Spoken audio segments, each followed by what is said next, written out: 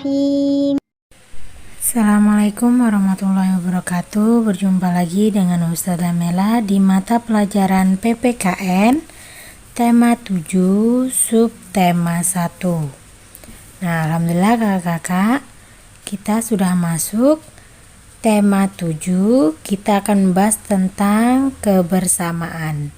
Nah, di gambar yang pertama yaitu ada kebersamaan di rumah, yang kedua di sekolah, yang ketiga di lingkungan, dan yang keempat di tempat wisata.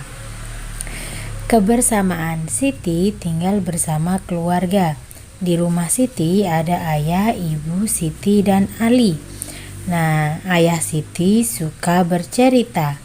Siti anak yang rajin di sekolah. Ia juga sering bermain dengan teman-temannya.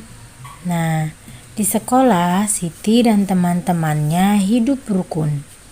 Beberapa kegiatan di sekolah dikerjakan bersama-sama. Mereka semua saling menghormati. Nah, selanjutnya kebersamaan di rumah Siti. Ayah Siti pandai mendongeng. Siti sangat suka dengan dongeng. Hampir setiap minggu ayah Siti mendongeng. Seusai mendongeng, ayah Siti menceritakan isi dongeng. Nah, kakak, banyak sekali contoh yang baik dalam dongeng. Nah, apakah kakak suka mendengarkan dongeng atau pernah mendongeng? Nah, selanjutnya kita akan masuk ke tema 7, kebersamaan di rumah ya.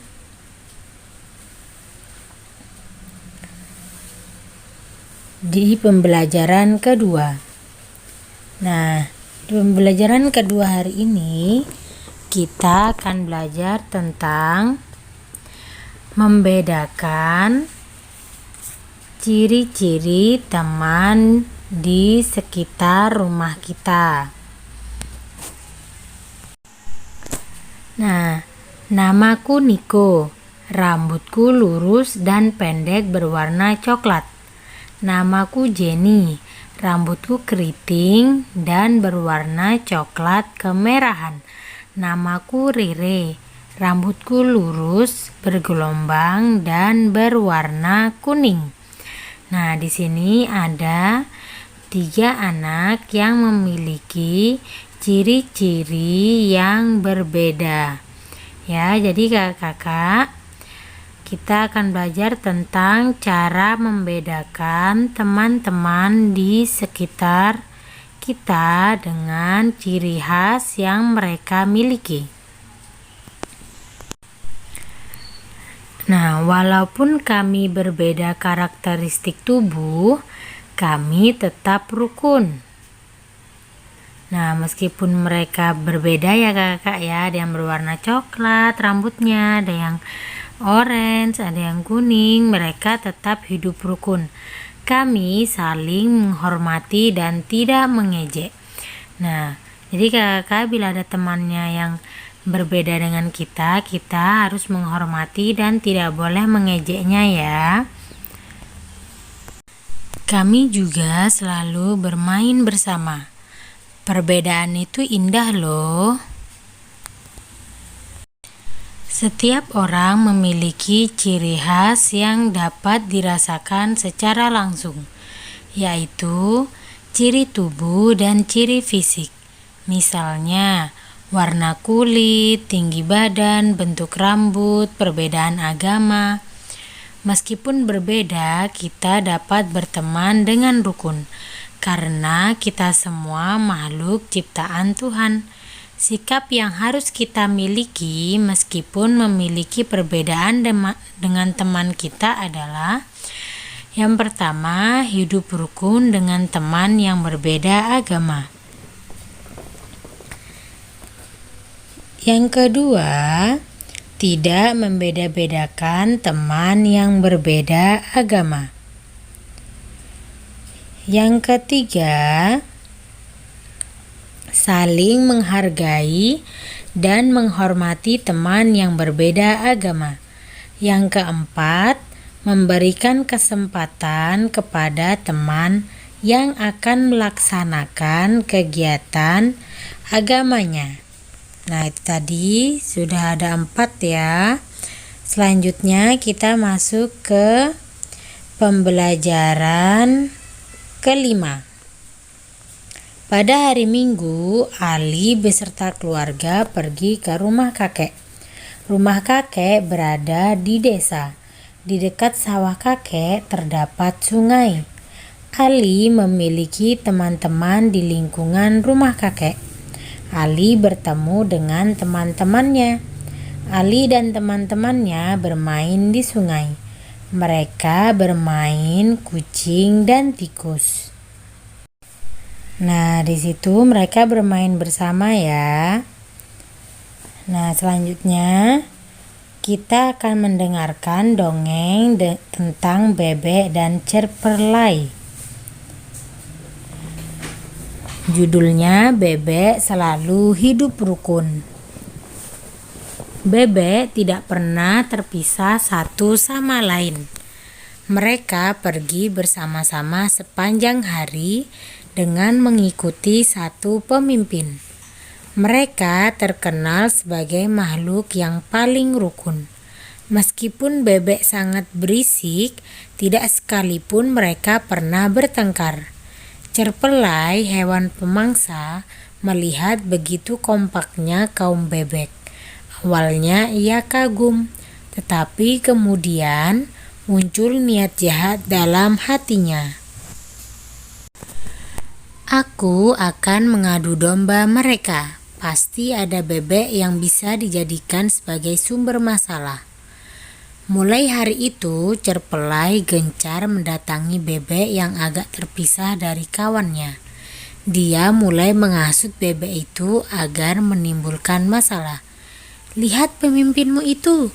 Dia hanya membodohi kalian agar mau mengikutinya.